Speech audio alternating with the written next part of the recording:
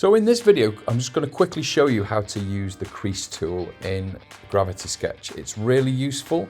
I do use it sometimes to make things look like it's got hard creases, but I don't use it a lot because I do a lot of stuff that comes out of VRSketch. So let's take a look and see how I use it.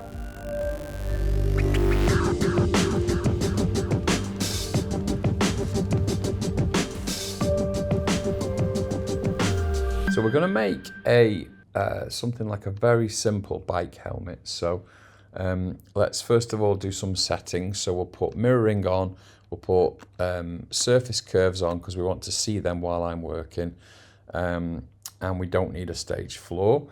For this we'll just use, so purple button, non-dominant hand, we'll go to shapes and use a plane. Don't need to change any settings, just tap a couple into the scene. And then we've got two nice planes there. Let's change the color of them. So it's a bike helmet, so I'll just do bright orange for now, and we'll change that to reflective. So we want it to look plasticky, something like this. And then just tap that on there. And then we're basically going to quickly shape the helmet. So grab hold of it with your dominant hand with the inner grip. Blue button, and then it basically tells us it's not subdivision yet, so hit convert to subdivision object, and now we can just start using it as we normally do. So to make the helmet, I want to come forward.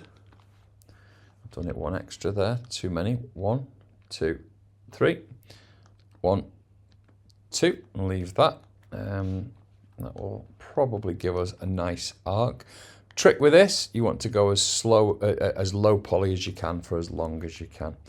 So I want to come around here.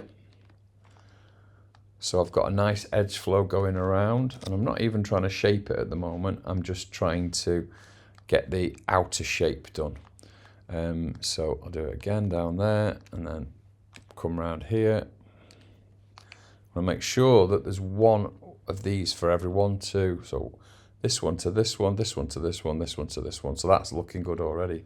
So I can join those. So grab it, fire, move it down, tap it, and weld it. Move it down, tap it, move it down. Now I've got one extra there. It's no use to me there because it'll give me a triangle. So I need to do one there, like so.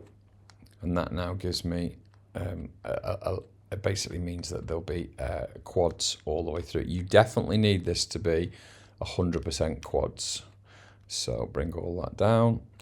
And you want it quads because for a number of reasons, but we want nice polygon flow all the way through this, because we're going to put splits through the helmet here. So I'm evening out the geometry. And notice at the minute it's single-sided. We've got no thickness to this whatsoever. So if that is, let's bring this down like so. This is the front of the helmet. Put another split there, like so. Make everything even. I'm just doing it point by point at the moment. So that's looking good. Absolutely fine.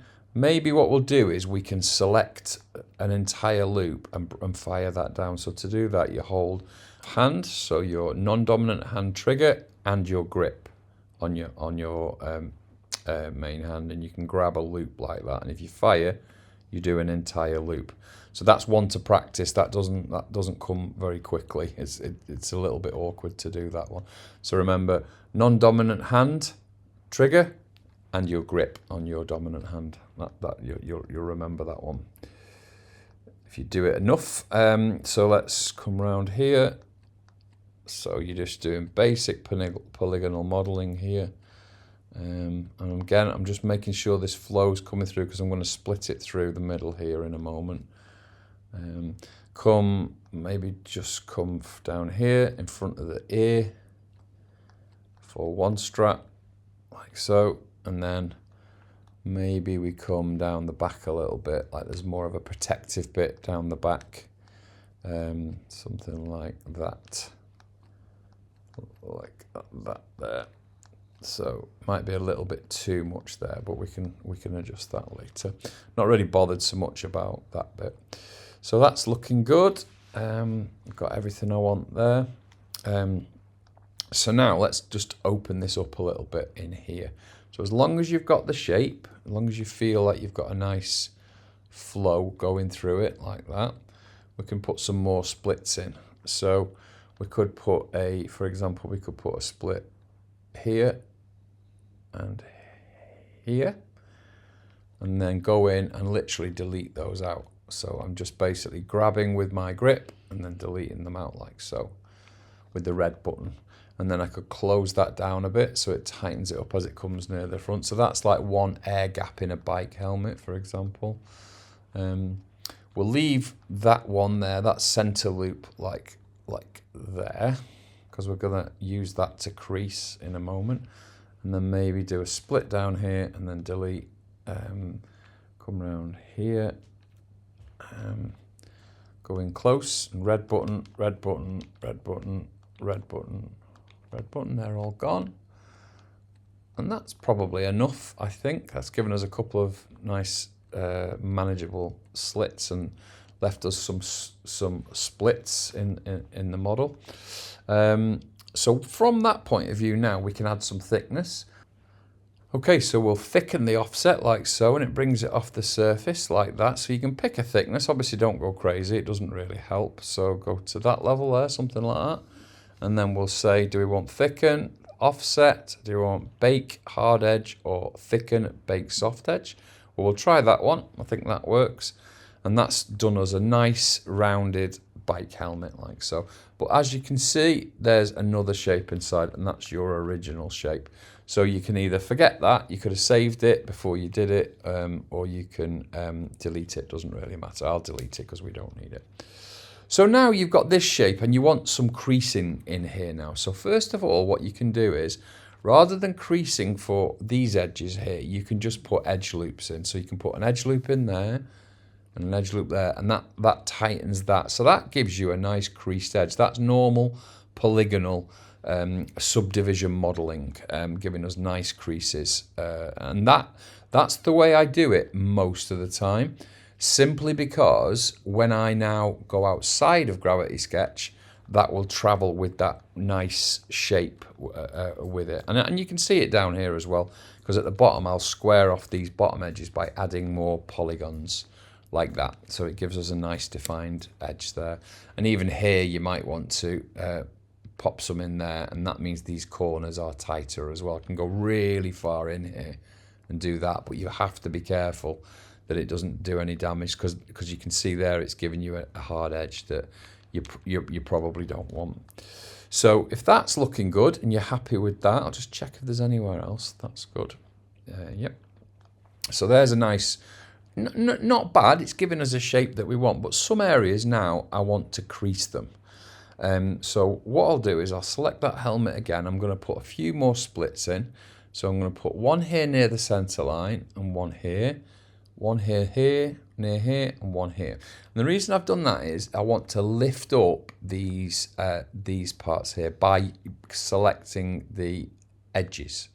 As you can see, I'm bringing it up like it's a fin, like so. So it's giving us the ribbon that you might expect on a bike helmet.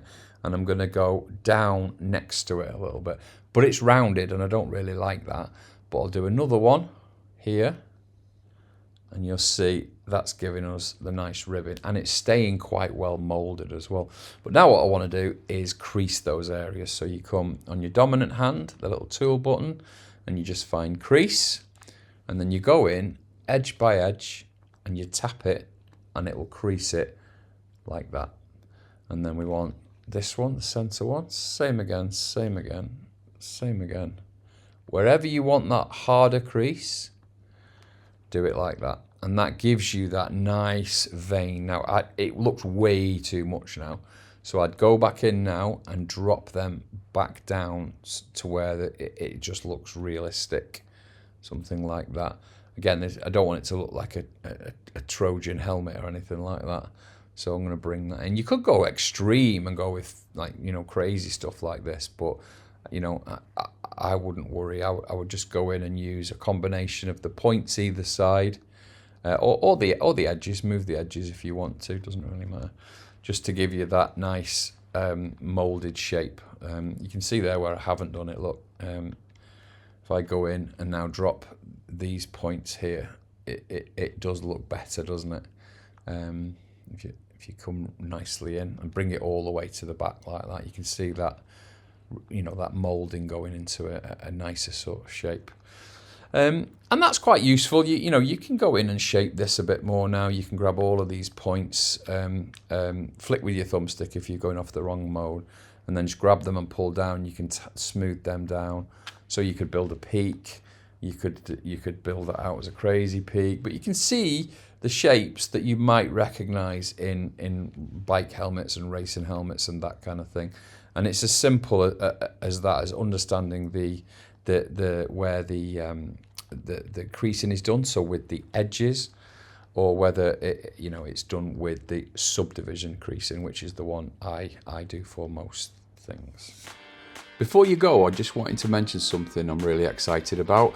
I've been putting together a brand new gravity sketch course designed especially for people who want to get started right away. So if you've been watching these videos and thinking, I am exactly the person that would love to learn this properly, then this is for you. If you click the link below, you can sign up for the early release list. You'll get more information, and there's also an early bird discount for people on that list. Thanks for watching, and I'll see you in the next one.